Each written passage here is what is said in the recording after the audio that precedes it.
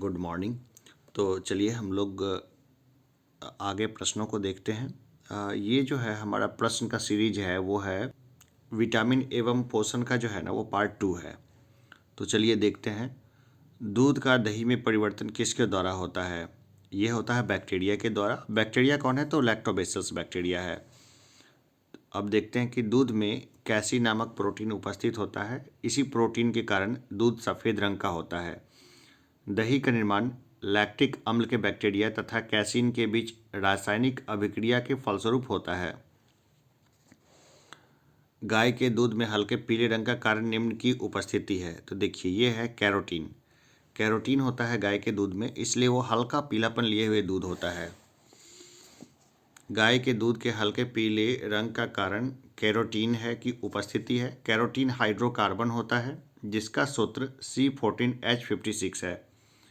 दूध एक विजातीय पदार्थ यानी हेट्रोजीनियस प्रोडक्ट है जिसमें वसा, प्रोटीन, लैक्टोज, खनिज पदार्थ तथा अन्य अवयव या तो घोल या विलंबन यानी सस्पेंशन या पायस यानी इमल्सन के रूप में सदैव द्रव अवस्था में पाए जाते हैं।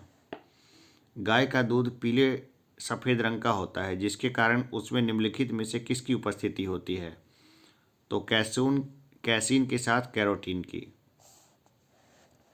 दूध में कैसीन नामक प्रोटीन उपस्थित होता है। इसी प्रोटीन के कारण दूध सफ़ेद रंग का होता है। गाय के दूध के हल्के पीले रंग का कारण कैरोटीन की उपस्थिति है। कैरोटीन हाइड्रोकार्बन होता है जिसका सूत्र C14H56 है। दूध का सफ़ेद रंग होता है तो ये होता है कैसीन से। भैंस के दूध में औसत वसा की मात्रा कितनी होती है? तो ये होती है 7.2। भैंस के दूध में औसत वसा की मात्रा 7.2% होती है, जबकि गाय के दूध में औसत वसा की मात्रा 3.5 से 4.0 होती है। इसके अलावा दूध में प्रोटीन, खनिज लवण, लैक्टोज इत्यादि मुख्य अवयव पाए जाते हैं तथा दूध का पीला रंग दूध में मौजूद कैरोटीन के कारण होता है। दूध को पचाने के लिए आवश्यक एंजाइम रेनिन और लैक्टोज मानव शरीर में कितने वर्ष की आयु में लिप्त हो जाते हैं?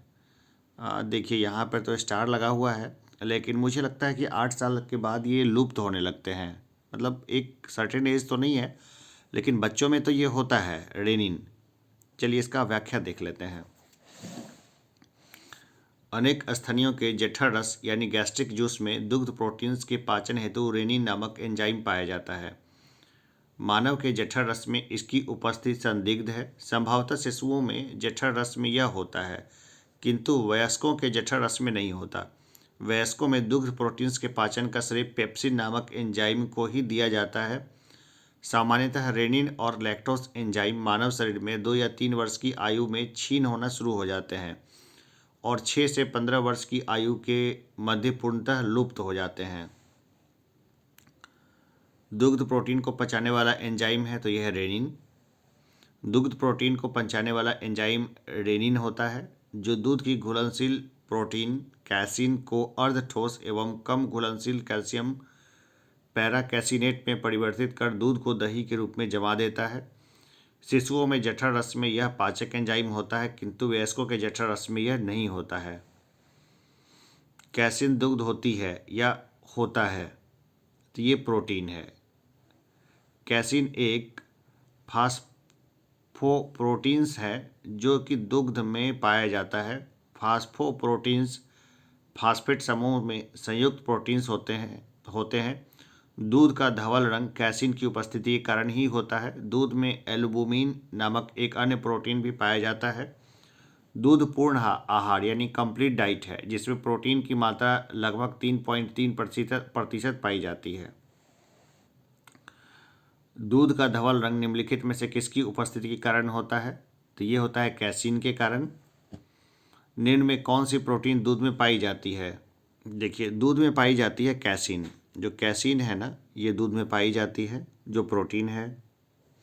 देखिए निम्नलिखित में से कौन सा युग्म सही सम्मिलित नहीं है?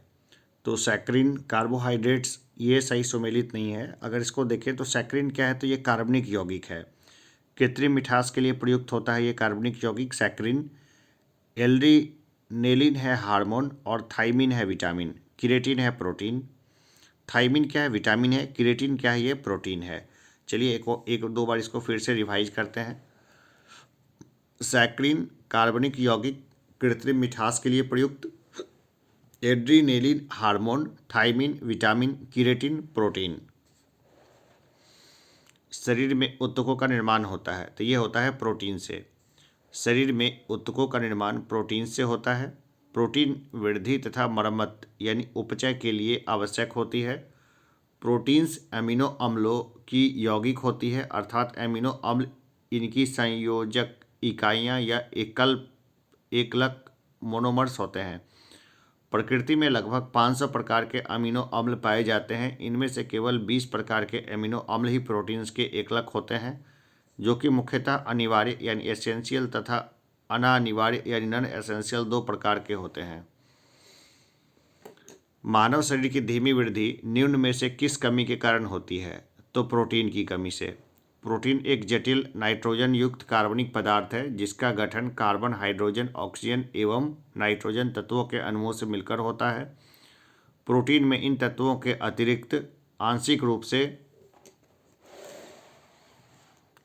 गंधक, जस्ता, तांबा तथा फास्फोरस भी उपस्थित होता है। ये जीव द्रव्य के मुख्य अवयव हैं एवं शारीरिक वृद्धि तथा विभिन्न जैविक क्रियाओं के लिए आवश्यक हैं। प्रोटीन त्वचा, रक्त, मांसपेशियों तथा हड्डियों की कोशिकाओं के विकास के लिए आवश्यक होते हैं। इनकी कमी से मानव शरीर की वृद्धि होती है। अब देखिए, सूची 1 को सूची 2 से सुमेलित कीजिए और सूचियों के नीचे दिए गए कूट का उपयोग करके सही उत्तर चुनिए। चलिए मैं बता देता हूँ। विटामिन B12 का कोबाल्ट, ठीक है ना, विटामिन B12 कोबाल्ट, हीमोग्लोबिन लोहा, क्लोरोफिल मैग्नीशियम, पीतल तांबा। ठीक है, तांबा से बनता है पीतल, मैग्नीशियम क्लोरोफिल में और लोहा हीमोग्लोबिन में, और विटामिन B12 कोबाल्ट में जो है वो होता है। चलिए इसको एक बार अच्छे से व्याख्या भी देखते हैं। देखिए इसका सुमेलित इस प्रकार है। विटामिन B12 कोबाल्ट, हीमोग्लोबिन लोहा, क्लोरोफिल मैग्नीशियम, पीतल तांबा। निम्नलिखित में से कौन सुमेलित नहीं है? तो कपड़े धोने का सोडा जो है वो पोटेशियम नहीं है, ठीक है ना। इसमें सुमेलित का हम लोग देखें तो क्लोरोफिल मैग्नीशियम, अभी अभी हमने देखा है, क्लोरोफिल मैग्नीशियम, हीमोग्लोबिन आयरन, खाने का नमक सोडियम क्लोराइड, कपड़े धोने का सोडा सोडियम कार्बोनेट। नीचे व्याख्या भी देख लेते हैं। क्लोरोफिल मैग्नीशियम, हीमोग्लोबिन आयरन, खाने का नमक सोडियम क्लोराइड, कपड़े धोने का सोडा सोडियम कार्बोनेट। सूची 1 को सूची 2 के साथ सुमेलित कीजिए और सूचियों के नीचे दिए गए कूट से सही उत्तर का चयन कीजिए। तो देखिए, विटामिन B12 कोबाल्ट, हीमोग्लोबिन लौह आयरन, क्लोरोफिल मैग्नीशियम, चैल्कोपायराइट, ये क्या होगा? तांबा या कॉपर, जो भी इसको बोलना चाहे, जो इसमें दिया हुआ है तांबा ऑब्लिक और कोष्ठ में कॉपर। ये फिर से बोलता हूँ, विटामिन B12 जो अणु है और उसमें उपस्थित धातु को देखते हैं। तो अणु विटामिन B12 में उपस्थित धातु है कोबाल्ट, हीमोग्लोबिन में है लौह आयरन, क्लोरोफिल में है मैग्नीशियम और चैल्कोपायराइट में है तांबा यानी कॉपर। वापस से इसको देखिए, है ना, यहाँ लिखा भी हुआ है। विटामिन B12 कोबाल्ट, हीमोग्लोबिन लौह आयरन, क्लोरोफिल मैग्नीशियम, चैल्कोपायराइट तांबा। आगे देखते हैं इसको थोड़ा सा। सूची 1 को सूची 2 का मिलान करें एवं नीचे दिए गए कूट को से सही उत्तर प्राप्त करें। देखिए, विटामिन B1 को थाइमिन कहते हैं, विटामिन B को राइबोफ्लेविन, विटामिन B12 को साइनोकोबालामिन और विटामिन B6 को पायरिडॉक्सिन। ठीक है, और विटामिन B1 को क्या बोलेंगे? तो thymine, vitamin B1 thymine, vitamin B2 riboflavin, vitamin B12 cyanocobalamin, vitamin B6 pyridoxine. निम्नलिखित में से कौन सा युग्म सही सुमेलित है? तो देखिए, सिर्फ जो है ना विटामिन B2 राइबोफ्लेविन जो है वो सही सुमेलित है। अभी हमने पीछे पीछे बहुत डिस्कशन किया है तो वहाँ से देख लीजिएगा। बाकी कौन सूक्ष्म तत्व नहीं है? तो देखिए, गंधक, लोहा, जस्ता, मैग्नीज क्या है? सूक्ष्म तत्व है। और जो सूक्ष्म तत्व नहीं है वो है गंधक। सूक्ष्म पोषक तत्व वे होते हैं जिनकी आवश्यकता जीवन भर किंतु बहुत कम मात्रा में पड़ती है। सूक्ष्म पोषक तत्वों में लोहा, कोबाल्ट, क्लोरीन, तांबा, मैग्नीज, निकेल, जस्ता और मोलिब्डेनम आदि शामिल हैं, जबकि सल्फर या गंधक एक दीर्घ या विषक पोषक तत्व है, अतः यह सूक्ष्म तत्वों की श्रेणी में नहीं आता। पपीता में मुख्यतः कौन सा विटामिन पाया जाता है? तो यह है विटामिन सी। जो पपीते में मुख्यतः विटामिन सी प्रचुर मात्रा में पाया जाता है। पपीता विटामिन ए, B1, B2 का भी स्रोत है, परंतु इसमें विटामिन सी की मात्रा सर्वाधिक होती है। निम्न में से कौन विटामिन ए का प्राकृतिक स्रोत नहीं है? तो देखिए दूध। आम, पपीता एवं गाजर विटामिन ए के प्राकृतिक स्रोत हैं, जबकि दूध विटामिन ए का प्राकृतिक स्रोत नहीं है। दूध में विटामिन ए अत्यंत अल्प मात्रा में पाया जाता है। अल्फा केरोटीन एक प्रोटीन है जो त्वचा में उपस्थित है। अल्फा केराटिन कहाँ पे उपस्थित है? ये त्वचा में उपस्थित है। अल्फा केराटिन एक प्रोटीन है जो कि त्वचा में उपस्थित होता है। यह केराटिन का एक प्रकार है जो कि जल में अघुलनशील एवं संरचनात्मक तथा तंतुवत होते हैं। सींग, नाखून, खुर, बाल इत्यादि में भी अल्फा केराटिन पाए जाते हैं। निम्नलिखित में से कौन सा पदार्थ प्रोटीन नहीं है? तो कपास। कपास एक मुलायम रोएदार स्टेपल रेशा होता है जो कपास के पौधे के बीजों के चारों ओर एक संरक्षण आवरण में विकसित होता है। यह लगभग पूरी तरह सेल्यूलोज का बना होता है। केस, बाल, लूता रेशम यानी स्पाइडर सिल्क और खुर मुख्यतः प्रोटीन के बने होते हैं। निम्नलिखित में से कौन से तत्व प्रोटीनों में विद्यमान होते हैं? तो देखिए कार्बन, हाइड्रोजन, ऑक्सीजन और नाइट्रोजन, ये चारों जो है ना प्रोटीन जो है वो विद्यमान होते हैं। प्रोटीन्स के संयोजन में कार्बन, हाइड्रोजन, ऑक्सीजन, नाइट्रोजन पाए जाते हैं। इसके अतिरिक्त इसमें गंधक, फास्फोरस, आयोडीन तथा लौह आदि के अंश भी प्रायः होते हैं। प्रोटीन्स अमीनो अम्लों की यौगिक होती है, अर्थात अमीनो अम्ल इनकी संयोजक इकाइयाँ या एकलक यानी मोनोमर्स होते हैं। प्रकृति में लगभग 500 प्रकार के अमीनो अम्ल पाए जाते हैं। निम्नलिखित में से कौन प्रोटीन को विकृत नहीं करता है? तो देखिए अवरक्त किरणें। उष्मा एक्स किरणें भारी धातु, लवण आदि प्रोटीन को विकृत करते हैं, जबकि अवरक्त किरणें प्रोटीन को विकृत नहीं करती हैं। एंजाइमों के संदर्भ में निम्नलिखित कथनों में से कौन सा सही है? तो देखिए इसको देखते हैं पहले। वे जैव उत्प्रेरक होते हैं, बिल्कुल ये सही है। वे शरीर में उसी स्थान पर अपना कार्य करते हैं जहां वे उत्पादित होते हैं, ये भी सही है। ठीक है, तो 1 और 2 दोनों ही सही है। देखिए उत्तर में भी हम लोग देखते हैं तो सी होना चाहिए। हाँ सही है ये। एंजाइम जैव उत्प्रेरक होते हैं जो विशिष्ट जैविक क्रियाओं को अति उच्च दर से संपन्न कराते हैं। एंजाइमों के बिना जैविक क्रियाएं अति मंद दर से होती हैं। सामान्यतः एंजाइम उसी स्थान पर कार्य करते हैं जहां वे उत्पन्न होते हैं, जबकि हार्मोन्स अपने उद्गम स्थान से अलग स्थान पर अपना कार्य संपादित करते हैं। तरुण तथा वृद्ध व्यक्तियों में प्रोटीन की आवश्यकताएं, तो वृद्धों में उच्चतर और तरुणों में न्यूनतर होती है। प्रोटीन जो होता है ना वो वृद्धों में उच्चतर और तरुणों में न्यूनतर होती है। देखते हैं इसका व्याख्या। प्रोटीन त्वचा, मांसपेशियों तथा हड्डियों की कोशिकाओं के विकास के लिए आवश्यक होते हैं। इनकी कमी से मानव शरीर की वृद्धि धीमी हो जाती है। वृद्धों में तरुणों की अपेक्षा प्रोटीन की अधिक आवश्यकता होती है। सामान्य क्रियाशील महिला के लिए प्रोटीन की उपयुक्त मात्रा है, दैनिक मात्रा कितनी है? तो यह 45 ग्राम। सामान्य क्रियाशील महिला के लिए प्रोटीन की उपयुक्त दैनिक मात्रा 45 से 46 ग्राम, वसा की मात्रा 20 ग्राम तथा कैल्शियम एवं आयरन की मात्रा क्रमशः 400 मिलीग्राम और 30 मिलीग्राम होती है। जबकि गर्भवती महिला और बच्चे को दूध पिलाने वाली महिला को इससे अधिक मात्रा में दैनिक आहार की आवश्यकता होती है। दूध पिलाने वाली माँ को प्रतिदिन आहार में कितने ग्राम प्रोटीन की आवश्यकता होती है? ये होती है 70 ग्राम। दूध पिलाने वाली माँ को प्रतिदिन कुल आहार का 10% से 15% भाग प्रोटीन की आवश्यकता होती है, अतः यह मात्रा प्रतिदिन 65 ग्राम से 70 ग्राम है। बोतल का दूध पीने वाले बच्चों की तुलना में माँ का दूध पीने वाले बच्चों में निम्नलिखित में से कौन से अवशिष्ट लक्षण हैं? तो देखिए यह कम मोटा होता है, बच्चा जो है वो कम मोटा होता है, उसमें रोगों का प्रतिरोध करने की क्षमता अधिक होती है, उसे विटामिन और प्रोटीन अधिक मिलते हैं। तो 1 2 3 तीनों ही इसका होगा। जैसे कि जो बच्चा माँ का दूध पीता है ना, वह कम मोटा होता है, उसमें रोगों का प्रतिरोध करने की क्षमता अधिक होती है और उसे विटामिन और प्रोटीन अधिक मिलते हैं। माँ का दूध यानी मदर्स मिल्क बोतल के दूध की अपेक्षा कहीं अधिक गुणकारी होता है, क्योंकि इसमें जहाँ एक और बच्चे को अधिक विटामिन एवं प्रोटीन की प्राप्ति होती है, वहीं दूसरी ओर बच्चे में रोग का प्रतिरोध यानी रेसिस्टेंस करने की क्षमता भी अधिक होती है। लैक्टोज, जिसे दुग्ध शर्करा कहते हैं, की सर्वाधिक मात्रा मानव माता के दुग्ध में ही होती है। माँ के दूध से बच्चे की लंबाई में असामान्य वृद्धि नहीं होती है। माँ का दूध नवजात को लगभग संपूर्ण आहार प्रदान करता है, किंतु इसमें निम्नलिखित का अभाव होता है। तो लौह का अभाव होता है इसमें।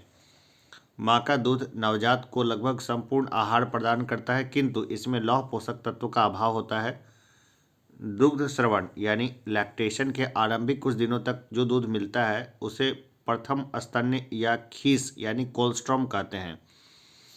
इसमें कई प्रकार के प्रतिरक्षित तत्व समाहित होते हैं जो नवजात शिशु में प्रतिरोधी क्षमता उत्पन्न करने के लिए अति आवश्यक है। कोलोस्ट्रम अथवा खीस में शिशु के बेहतर स्वास्थ्य के लिए zinc, calcium, vitamin A, B6, B12, potassium, magnesium आदि प्रचुर मात्रा में होता है। लेकिन दुर्भाग्य से ग्रामीण क्षेत्रों में जो है ना, अवेयरनेस के अभाव में जो नवजात की जो माँ होती है ना, उसका ये पार्ट है ना, लोग हाथ से दबा दबा के महिलाएं निकाल देती है कि ये वेस्ट है। दूध किसका घटिया स्रोत है? तो विटामिन सी का। दूध में विटामिन सी नहीं होता है। दूध विटामिन सी का अच्छा स्रोत नहीं माना जाता है। इसमें कैल्शियम, प्रोटीन और कार्बोहाइड्रेट प्रचुर मात्रा में होता है। स्टार्च है एक पॉलीसैकेराइड। स्टार्च क्या है? यह है पॉलीसैकेराइड। स्टार्च यानी C6H7O5 यह मंड एक पॉलीसेकेराइड कार्बोहाइड्रेट है। इसका निर्माण ग्लूकोज मोनोसेकेराइड की इकाइयों की एक बड़ी संख्या के आपस में ग्लाइकोसिडिक बंधों द्वारा जुड़ने के कारण होता है। पादपों के बीज और फलियों में स्टार्च एमाइलेज या एमाइलोप्टिन के रूप में उपस्थित होता है। स्टार्च और सेलुलोज के बारे में निम्नलिखित कथनों में से कौन सा सही नहीं है? तो आयोडीन के साथ दोनों रंग प्रदान करते हैं, ये सही नहीं है। दोनों का वानस्पतिक उद्भव है, दोनों बहुलक है और दोनों ग्लूकोज अणु से निर्मित होते हैं। स्टार्च तथा सेल्यूलोज दोनों का वानस्पतिक उद्भव है, दोनों गुण अणु या बहुलक अर्थात पॉलीमर्स है तथा दोनों ग्लूकोज यानी 6,6H12O6 अणु से निर्मित होते हैं। स्टार्च आयोडीन के साथ नीला काला रंग देता है, जबकि सेल्यूलोज इस घोल के रंग प्रदान नहीं करता है। मंड पौधों में संचित भोजन का सबसे अधिक महत्वपूर्ण कण है, जबकि सेल्यूलोज पौधों की कोशिका भित्ति में पाया जाता है। निम्नलिखित में से किस विटामिन को हार्मोन माना जाता है? तो विटामिन डी को। विटामिन डी को हार्मोन माना जाता है। इसके सर्जन में कैल्सीफेरॉल पाया जाता है। जंतुओं में दो सक्रिय विटामिन डी होते हैं, कैल्सीफेरॉल तथा ऑर्गो कैल्सीफेरॉल। कोले कैल्सीफेरॉल का संश्लेषण स्वयं जंतु शरीर में होता है, किंतु इसकी प्रक्रिया जटिल होती है। ऑर्गी कैल्सीफेरॉल का संश्लेषण सूर्य प्रकाश की पराबैंगनी किरणों के प्रभाव से ऑर्गो कैल्सीफेरॉल नामक पदार्थ से इष्ट कोशिकाएं करती है। विटामिन डी के सर्जन में निम्न में से कौन सा पाया जाता है? तो ये पाया जाता है कैल्सीफेरॉल। निम्न में से कौन सा एक कथन सही नहीं है? दूध में कोई भी विटामिन नहीं होता, ये बात सरासर बेवकूफ़ी है। ये तो विटामिन ए रेटिनॉल के अभाव के कारण त्वचा शुष्क तथा सल्की हो जाती है, बिल्कुल सही है। जोड़ों में पीड़ा होना स्कर्वी के लक्षणों में से एक है, ये भी सही है। विटामिन B1 थायमिन के अभाव में हृदयाघात हो सकता है, ये भी सही बात है। दूध में vitamin B1, B2, niacin, B6, B12 आदि पाए जाते हैं, अतः कथन ए सही नहीं है। निम्नलिखित में से किस में कुपोषण होता है? तो देखिए, अति पोषण से, अल्प पोषण से और असंतुलित पोषण से, तीनों कारण से कुपोषण होता है। अति पोषण से भी कुपोषण हो जाता है। खूब हेवी डाइट न खाना चाहिए, न बच्चों को देना चाहिए। अल्प पोषण से यानी कि प्रॉपर डाइट नहीं लेने से, बहुत कम खाने से भी कुपोषण हो जाता है। और असंतुलित पोषण से यानी कुछ भी खा लेने से भी कुपोषण होता है। कुपोषण यानी माल न्यूट्रिशन की स्थिति, असंतुलित पोषण यानी इम्बैलेंस्ड न्यूट्रिशन अथवा अर्थात अल्प पोषण यानी अंडर न्यूट्रिशन या अति पोषण यानी ओवर न्यूट्रिशन के कारण उत्पन्न होती है। तो अभी जो कुछ अमीरों के पास जो समस्या होती है ना, वो अति पोषण से है। अति पोषण से भी कुपोषण होता है। जैसे मोटापा को जो है ना, हैवी फैटी को भी हम लोग कुपोषण की श्रेणी में रखेंगे। निम्नलिखित कथनों पर विचार कीजिए। चलिए विचार करते हैं। मानव भोजन में वसा अम्लों का एक भाग होना चाहिए, बिल्कुल होना चाहिए। तो पहला जो है वो सही दिख रहा है। सामान्य भोजन में 75 ग्राम वसा होना चाहिए, ये भी सही है। मानव शरीर कोशिकाएं किसी भी प्रकार के वसा अम्लों का संश्लेषण नहीं कर सकती है, ये तो हो ही नहीं सकता। तीसरा तो फालतू है स्टेटमेंट। चौथा है आवश्यक वसा अम्लों की अनुपस्थिति से न्यूनतम रोग उत्पन्न होते हैं, बिल्कुल ये सही है। तो इसका 1, 2 और 4 जो है ये सही है। मानव शरीर की कोशिकाएं केवल आवश्यक वसीय अम्लों यानी इसेंशियल फैटी एसिड्स का संश्लेषण नहीं कर सकती, अतः कथन 3 असत्य है, शेष कथन सत्य है। अलसी किसका प्रचुर स्रोत है? तो यह है ओमेगा 3 वसीय अम्ल का। अलसी या तीसी समशीतोष्ण प्रदेशों का पौधा है। इसके बीज से तेल निकाला जाता है। इसमें ओमेगा 3 वसीय अम्ल काफ़ी मात्रा में पाया जाता है, जो रक्त नलिकाओं में वसा के जमाव को रोकने में सक्षम होता है। निम्नलिखित में से कौन सा अल्फा लिनोलेनिक अम्ल यानी 18 कार्बन युक्त ओमेगा 3 फैटी अम्ल का सर्वोत्तम स्रोत है? तो यह है अलसी। अल्फा लिनोलेनिक अम्ल तथा एक ओमेगा 3 वसीय अम्ल है। यह मानव स्वास्थ्य के लिए आवश्यक 2 वसीय अम्लों में से एक है। लिनोलेइक अम्ल एक अन्य वसीय अम्ल है जो मानव शरीर के लिए आवश्यक है। ये आवश्यक वसीय अम्ल मानव शरीर के अंदर उत्पन्न नहीं हो सकते हैं और इन्हें आहार के माध्यम से ही ग्रहण करना आवश्यक है। तिलहनी फसलों में अधिकतम अल्फा लिनोलेनिक अम्ल अलसी में पाया जाता है। दूध में प्रोटीन और कार्बोहाइड्रेट के अतिरिक्त पोषणदायक अन्य तत्वों में सम्मिलित हैं। तो यह है कैल्शियम और पोटेशियम। दूध में लगभग 87% जल पाया जाता है। इसके अलावा इसमें वसा, प्रोटीन, कार्बोहाइड्रेट, कैल्शियम, पोटेशियम इत्यादि भी पाए जाते हैं। दूध को पूर्ण आहार यानी कंप्लीट डाइट कहा गया है, जो कि सभी अवस्थाओं के लिए सामान्य भोजन है। अब देखिए एसर्शन और रीजन को देखना है।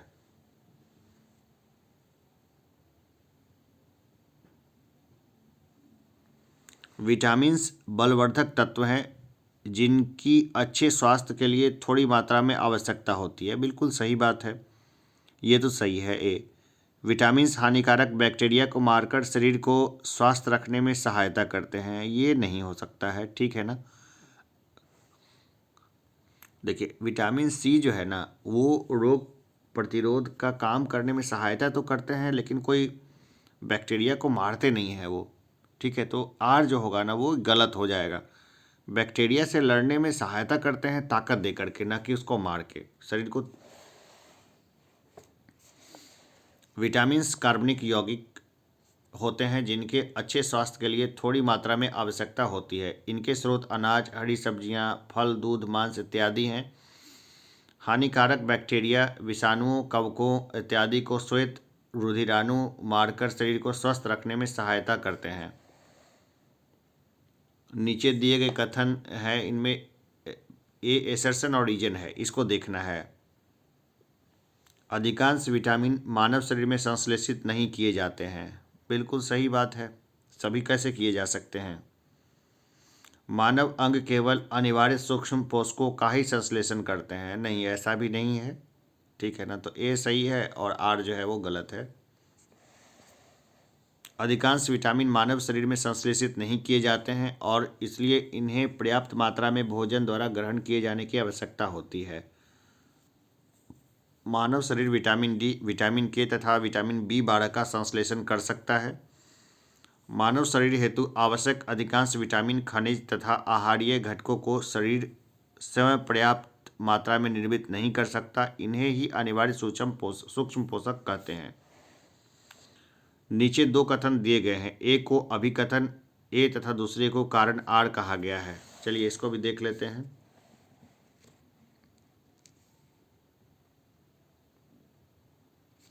मानव शरीर अपने लिए सभी विटामिनों का संश्लेषण कर लेता है। संभव नहीं है, नहीं करता है, कुछ का करता है।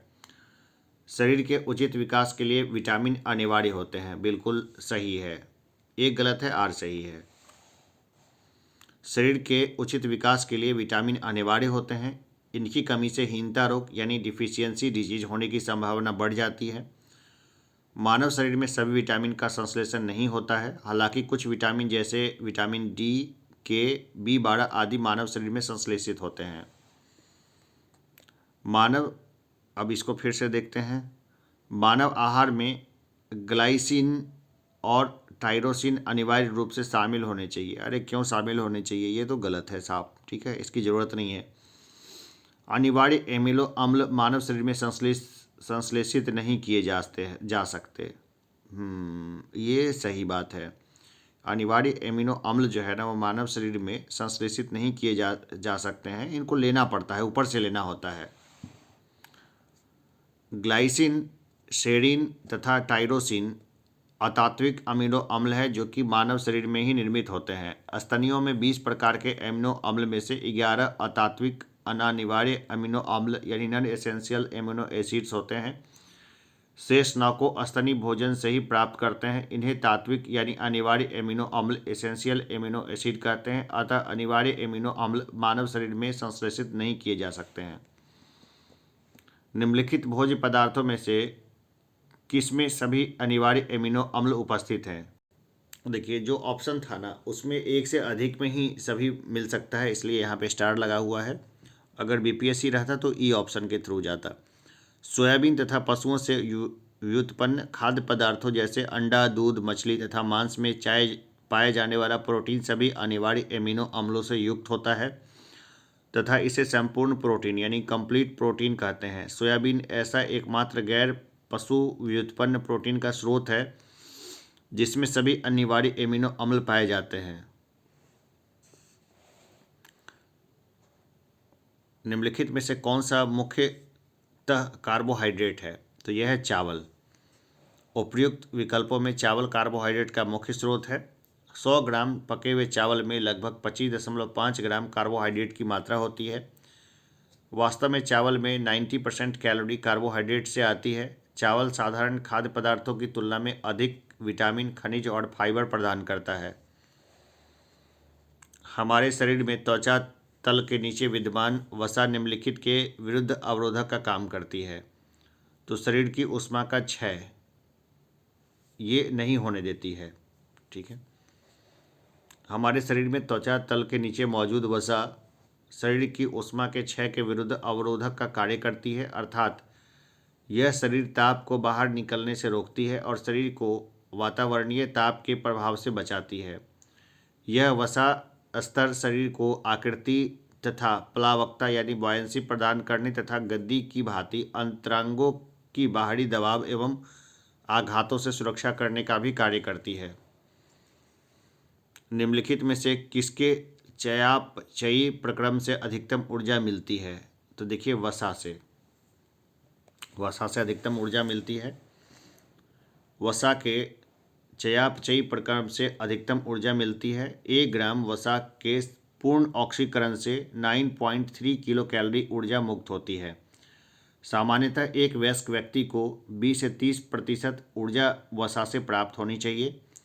1 ग्राम ग्लूकोज, कार्बोहाइड्रेट या प्रोटीन के पूर्ण ऑक्सीकरण से लगभग 4 किलो कैलोरी ऊर्जा प्राप्त होती है। अधिकांश प्राणियों के जीवित पदार्थों का लगभग 80% पदार्थ है। तो ये क्या है? तो यह है प्रोटीन।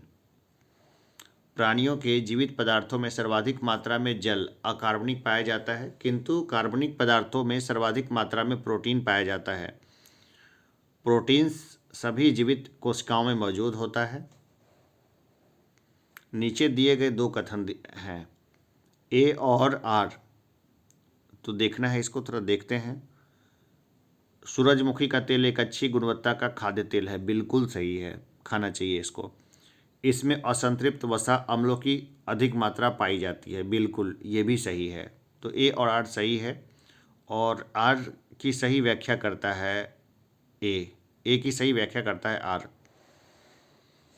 सूरजमुखी यानी सनफ्लावर एस्टरेसी कुल के अंतर्गत आता है। यह आवृत बीजी पौधा है जिसका उपयोग तेल बनाने के लिए किया जाता है। इसका तेल एक अच्छी गुणवत्ता का खाद्य तेल है क्योंकि इसमें असंतृप्त वसा अम्लों की अधिकता होती है। असंतृप्त वसा अम्ल मानव के लिए एक अच्छा पोषक तत्व है।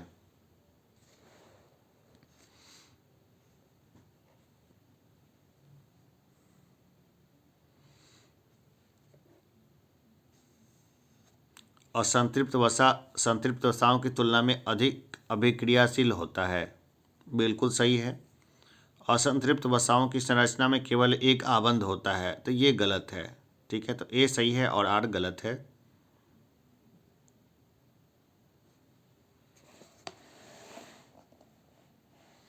देख, असंतृप्त वसा यानी अनसैचुरेटेड फैट संतृप्त वसाओं यानी सैचुरेटेड फैट्स की तुलना में अधिक अभिक्रियाशील होते हैं क्योंकि इनमें इनके अणुओं में किन्हीं कार्बन परमाणुओं के मध्य दोहरे बंध यानी डबल बॉन्ड्स होते हैं, जिनके कारण सदैव तनाव रहता है। तनाव के कारण अनेक योगात्मक अभिक्रियाएं संपन्न होती है। संतृप्त वसाओं में दोहरे बंध वाले वसा अम्ल नहीं होते हैं, अतः ये जाड़ों में ठोस या अर्ध ठोस हो जाती है। अधिकांश जंतु वसाएं संतृप्त होती है जबकि पादप वसाएं असंतृप्त होती है। इनमें वनस्पति घी हाइड्रोजन को अलग से मिलाकर तैयार की जाती है। अन्य पशुओं के मांस की तुलना में मछली का उपभोग स्वास्थ्यकर माना जाता है क्योंकि मछली में होता है, तो मछली में होता है बहु असंतृप्त वसा अम्ल। बहु असंतृप्त वसा अम्ल यानी पॉली अनसैचुरेटेड फैटी एसिड में अपघटन की दर काफ़ी तीव्र होती है जिसके कारण संवहनीय क्रियाओं में ऑक्सीजन O2 के अधिक अनुग्रहण कर लिए जाते हैं, जिसके परिणाम स्वरूप मनुष्य में संवहनीय क्रिया बढ़ जाती है। मछली में पाई जाने वाली वसा में सबसे अधिक बहु असंतृप्त वसा अम्ल पाया जाता है जो कि मानव के लिए काफ़ी अच्छा पोषक तत्व है। आहार उत्पादों के विक्रय में जुटी एक कंपनी यह विज्ञापित करती है कि उसके उत्पादों में ट्रांस वसा यानी ट्रांस फैट्स नहीं होती। इसके इस अभियान का उपभोग के लिए क्या अभिप्राय है? देखिए, इसका मतलब यही होगा कि कंपनी के आहार उत्पाद हाइड्रोजनीकृत तेलों से नहीं निर्मित किए जाते हैं, पहला ये हो गया। कंपनी के आहार उत्पाद पशु उत्पन्न या वसा तेलों से नहीं निर्मित किए जाते हैं, ये भी सही हो गया। कंपनी के द्वारा प्रयुक्त तेल संभवतः उपभोक्ताओं के हृदय वाहिका स्वास्थ्य को क्षति नहीं पहुंचाएगा, ये भी इसका मतलब हुआ। तो 1, 2 और 3 तीनों ही सही है।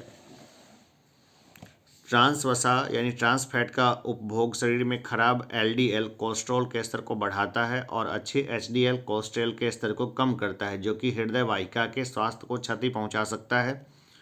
पशु उत्पन्न वसा तेल तथा हाइड्रोजनीकृत तेल दोनों ही ट्रांस वसा होते हैं। इस प्रकार प्रश्न का तीनों कथन सही हैं। ट्राइग्लिसरॉइड क्या है? तो ये वसा है। ट्राइग्लिसरॉइड शरीर में पाए जाने वाला वसा फैट का एक प्रकार है। हमारा शरीर भोजन से प्राप्त अप्रयुक्त ऊर्जा को ट्राइग्लिसरॉइड में परिवर्तित कर देता है। ट्राइग्लिसरॉइड वसा कोशिकाओं में संचित होता है। चलिए, हम लोगों ने अभी इसका सेकंड पार्ट है, इसको देख लिया। फिर अगला चैप्टर हम लोग जो है ना वो श्वसन कर लेंगे। तो जल्द ही मिलते हैं छोटे से ब्रेक के बाद। तब तक लेते हैं एक हल्का सा ब्रेक। धन्यवाद।